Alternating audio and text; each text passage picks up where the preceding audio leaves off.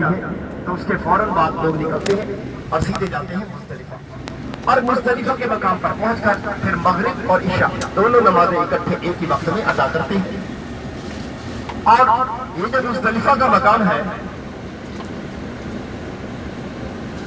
اللہ نے اس کو بڑی شان عطا کی ہے، بڑی شوکت عطا کی ہے، اور مزدلفہ یہاں سے 7 کلومیٹر کا راستہ ہے، 7 کلومیٹر کا، اور مزدلفہ جانے کے لیے 7 راستے، 7 ٹریک جو ہیں وہ بنائے گئے ہیں۔ ایک ٹریک ریل گاڑی کا بنایا گیا ہے، ٹرین کا، اور 2 راستے بسوں کے لیے بنائے گئے ہیں، اور 4 راستے پیدل چلنے والے لوگوں کے لیے۔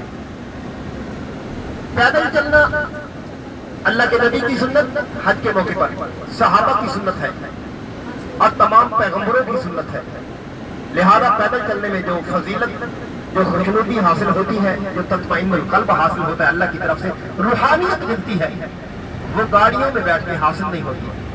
اس لیے اللہ آپ کو جب بھی موقع دے حج کرنے کا تو کوشش کیا کرے کہ وہ سفر پیدل اختیار کرے۔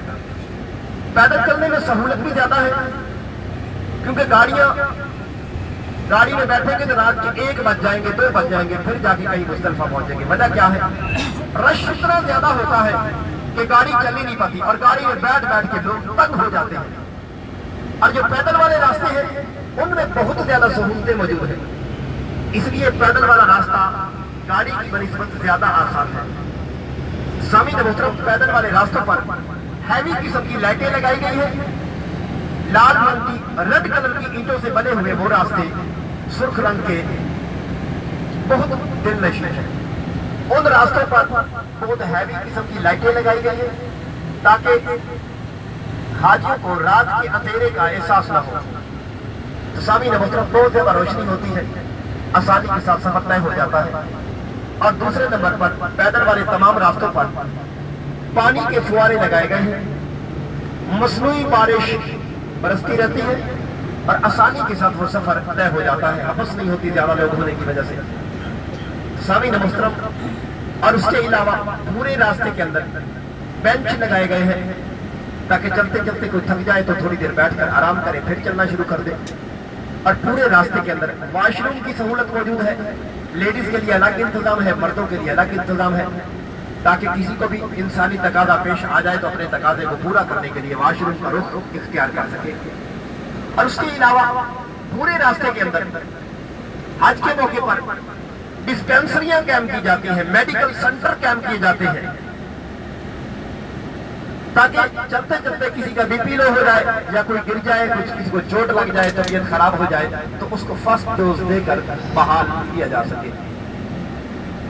تو سامعین محترم، تمام تر سہولتیں وہاں پر موجود ہوتی ہیں۔ اور اس کے علاوہ حج کے موقع پر پیدل والے راستوں پر بڑے بڑے کنٹینر کھڑے ہوتے ہیں، ان کنٹینر کے اندر تمام تر کھانے پینے کی اشیاء موجود ہوتی ہیں، تاکہ اگر کسی بھی حاجی کو بھوک لگ جائے، پیاس لگ جائے تو وہ وہاں پر فوراً رکے اور وہاں سے کھانے پینے کی اشیاء لے، کھائے پیے اور پھر چلنا شروع کر دے۔ گویا کہ تمام تر سہولتیں موجود ہوتی ہیں، کسی قسم کی مشکلات کا سامنا نہیں ہوتا۔ تو سامعین محترم، پیدل والے ٹریک آ رہے ہیں، میں دکھاتا ہوں۔ اور مزدلفہ جانے سے پہلے ایک تاریخی مقام آ رہا ہے جس کا نام ہے نہر زبیدہ۔ یہ نہر زبیدہ کیا ہے؟ خلیفہ ہارون الرشید، آگے نہر زبیدہ آتی ہے، میں دکھاتا ہوں، پہلے اس کا واقعہ سن لیں۔ خلیفہ ہارون الرشید ایک بادشاہ گزرے ہیں، ان کی بیوی جن کا نام ہے ملکہ زبیدہ۔ ملکہ زبیدہ بڑی اللہ والی خاتون، جن کے پاس تقریباً 100 غلام، 100 باندیاں تھیں، اور وہ ساری کی ساری قرآن مجید کی حافظ۔ آدھی باندیاں دن کو قرآن مجید پڑھتی اور آدھی رات کو، ان سے اور کوئی کام نہیں کرواتی تھی، بس قرآن مجید کی وہ تلاوت کرتی رہتی تھی۔ اور ملکہ زبیدہ کے محل سے قرآن مجید پڑھنے کی آواز ایسے آتی تھی جیسے شہد کی مکھیوں کے بھن بھنانے کی آواز آتی ہے۔ تو سامعین محترم، مورخین نے لکھا کہ اللہ نے ملکہ زبیدہ کو بہت زیادہ نیک اور صالح عورتوں میں شمار کیا ہے۔ تو سامعین محترم، ملکہ زبیدہ بہت نیک خاتون ہے، بڑی اللہ والی خاتون تھی، اور سامعین محترم انہوں نے ایک خواب دیکھا، خواب کے اندر بڑی عجیب و غریب قسم کی کیفیت دیکھی۔ انہوں نے اپنی کیفیت کو جاننے کے لیے ایک اپنی باندھی ایک غلام کو امام سرین رحمت اللہ علیہ کے پاس بھیجا۔ اپنے وقت کے بہت بڑے عالم دین تھے۔ آپ نے کہا اے باندھی اے غلام، یہ خواب تجھے نہیں آیا، یہ خواب تو کسی بہت بڑی ملکہ کا ہے، واپس چلی جاؤ، جس کو خواب آیا ہے اس کے متعلق بتایا جائے گا تو تب اس کی تعبیر دی جائے گی۔ آخر کر وہ واپس آ گئی، پھر ملکہ زبیدہ سے اجازت مانگی، اجازت مانگ کر پھر دوبارہ گئی اور بتایا امام صاحب یہ خواب میں نے نہیں دیکھا، یہ ملکہ زبیدہ نے دیکھا ہے۔ تو امام صاحب فرمانے لگے اللہ رب العزت ملکہ زبیدہ سے عوام کی خدمت کے حوالے سے بہت بڑا کام لینے والا ہے۔ تو سامعین محترم ایک راستہ پیچھے گزر گیا پیدل والا، اور 4 راستے یہ آ چکے ہیں، 3 راستے یہ دیکھیں، یہ لال رنگ کی اینٹوں والے راستے سائڈ پہ دیکھیں، یہ سائڈوں پر دیکھیں، یہ لال رنگ کی اینٹوں سے بنائے گئے راستے، ریڈ کلر کی اینٹوں سے، یہ سارے کے سارے پیدل والے راستے جو ہیں یہ مزدلفہ جا رہے ہیں۔ تو سامعین محترم آخرکار مکہ زبیدہ نے حج کا ارادہ کیا، اور جب میدان عرفات کے اندر پہنچی تو دیکھا لوگوں کی ڈیتھ ہو رہی ہے، لوگ مر رہے ہیں پانی کے نہ ہونے کی وجہ سے، پانی کی پیاس کی وجہ سے لوگوں کی ڈیتھ ہو رہی ہے، بہت زیادہ پانی کا مسئلہ چل رہا ہے یہاں پر۔ تو انہوں نے ارادہ کر لیا کہ میں کوئی ایسا کام کروں جس کے ذریعے سے پانی میدان عرفات کے اندر پہنچایا جا سکے۔ تو انہوں نے ایک نہر بنانے کا ارادہ کیا، اور 100 کلومیٹر کا لمبا ٹریک بچھایا گیا نہر کا، وادی طیف کے چشموں سے وہ پانی نکالا گیا اور میدان عرفات کے اندر پہنچایا گیا۔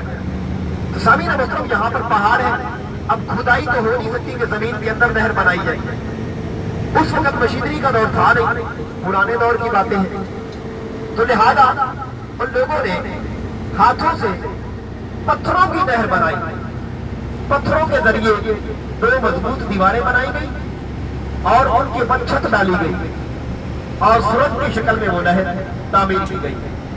تو لہذا تقریباً 1000 سال تک 1000 سال تک 1000 سال تک اس میں پانی چلتا رہا، اتنی مضبوطی سے وہ نہریں بنائی، وہ نہر کی دیواریں بنائی گئی، نہ کبھی ٹوٹی نہ خراب ہوئی، مسلسل اس میں پانی چلتا رہا۔ مؤرخین نے اس نہر کو دنیا کا عجوبہ قرار دیا ہے۔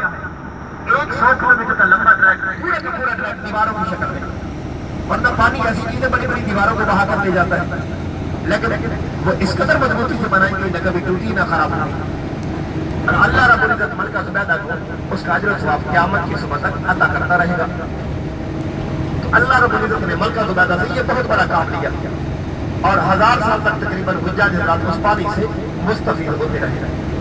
اب حالیہ دور میں اس کو بند کر دیا گیا ہے، بے شمار سہولتیں پانی کی موجود ہے، اس لیے اس سے پانی نہیں دیا جاتا۔ یہ پہاڑ کے دامن میں آپ کو دیوار ابھی نظر آ رہی ہوگی، یہ دیوار نہیں ہے، یہ دیواروں کی شکل میں ایک نہر ہے جس کو نہر زبیدہ کے نام سے یاد کیا جاتا ہے۔ یہ دیوار دیکھیں، یہ پہاڑ کے دامن میں آپ دیوار دیکھیں بھائی، یہ وائٹ کلر کی دیوار، یہ ہاف وائٹ کلر کی دیوار آپ کو نظر آ رہی ہے، یہ نہر زبیدہ ہے۔ سامعین محترم یہ وہ نہر ہے جس کے اندر 1000 سال تک پانی چلتا رہا اور حجاج حضرات اس پانی سے مستفید ہوتے رہے، اور یہ پانی وادی طائف کے چشموں سے نکالا گیا اور میدان عرفات کے اندر پہنچایا گیا۔ سامعین محترم یہ ہے وہ نہر زبیدہ۔ پہلے لوگ نیک ہوا کرتے تھے تو ان پر بادشاہ بھی نیک ہوتے تھے۔ تو سامعین محترم آگے کریم علیہ الصلوۃ والسلام کا فرمان ہے جب تمہارے گناہ بڑھ جائیں گے تو تم پر ظالم اور جابر قسم کے حکمران مسلط کر دیے جائیں گے جو تمہیں نوچ روچ کر کھائیں گے۔ آج وہی ہو رہا ہے، ہمارے گناہ اتنے زیادہ ہو چکے ہیں کہ ہم پر اللہ نے ظالم اور جابر قسم کے حکمران مسلط کر دیے ہیں۔ تو اللہ سے دعا ہے کہ خالق کی کائنات ہمیں نیک اور صالح عمل کرنے کی توفیق عطا فرمائے، جس کی بدولت ہم پر اللہ اچھے اچھے حکمرانوں کو مسلط کرے۔ سامعین محترم ابھی ہم تھوڑی ہی دیر میں مزدلفہ کے مقام پر پہنچنے والے ہیں۔ مزدلفہ، یہ مزدلفہ کیا ہے؟ یہ بہت بڑا تاریخی مقام ہے، اللہ کے شعار میں سے ہے، اللہ کی نشانیوں میں سے ہے۔ نبی کریم صلی اللہ علیہ وآلہ وسلم نے ارشاد فرمایا کہ سب سے زیادہ فرمایا کہ جس نے مزدلفہ کے مقام پر رات گزاری سو کر، یاد کر رہے عبادت کی حالت میں نہیں، اور سویا رہا، عشاء کی نماز پڑھی اور سو گیا، पूरी रात सोया रहा। जिसने सोकर रात गुजारी मुज़दलिफा के मकाम पर, वो ऐसा है जैसा कि उसने लैलतुल कदर की रात पा ली। लैलतुल कदर की रात पाने के बराबर उस बंदे को इधर मिलता है जिसने सोकर गुजारी, और जो जागकर पूरी रात इबादत इलाही में गुजारेगा अल्लाह उसको कितना मकाम अता करेगा। तो सामीन मोहतरम, अल्लाह ने मुज़दलिफा के मकाम को बहुत ज्यादा फजीलत से, शान और शौकत से नवाजा है। यहाँ से इब्तिदा हो चुकी है। अब ये सारा का सारा मैदान जो लाल रंग की रेड कलर की ईंटों से नजर आ रहा है आपको बना हुआ, ये मुज़दलिफा है भाई। ये सारा का सारा क्या है? मुज़दलिफा है। और इसी मुज़दलिफा के मकाम पर एक मस्जिद है जिसका नाम है मस्जिद मशअरुल हराम व मुज़दलिफा। ये मशअरुल हराम क्या है? ये अल्लाह के शआर में से, ये मस्जिद अल्लाह की निशानियों में से है। अल्लाह रब्बुल इज्जत ने सूरत बकरा के अंदर, कुरान मजीद में सूरत बकरा के अंदर अल्लाह ने इस मस्जिद का तज़किरा किया है, मस्जिद मशअरुल हराम व मुज़दलिफा। तो सामीन मोहतरम, ये मस्जिद मशअरुल हराम आ चुकी है। इंतहाई मुक़द्दस मस्जिद है, लेकिन ये मस्जिद भी हज के मौके पर खुलती है। 10 ज़िलहिज्जा को खोली जाती है रात को, बाकी पूरा साल ये भी बंद रहती है। आज ये भी बंद है।